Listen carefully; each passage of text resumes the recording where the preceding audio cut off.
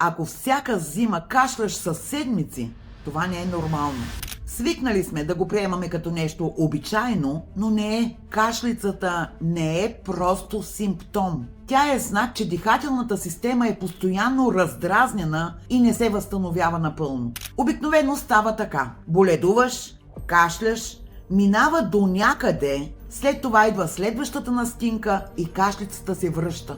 И ние си казваме, зима е. Не.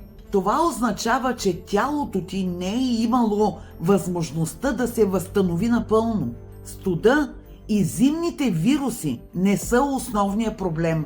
Проблемът е комбинация от сух студ, плитко дишане, напрежение и реално възстановяване. Ако ситуацията ти е такава и искаш най-накрая да се справиш с този проблем, на 10 януари 26 година организирам напълно безплатен уебинар по тази тема.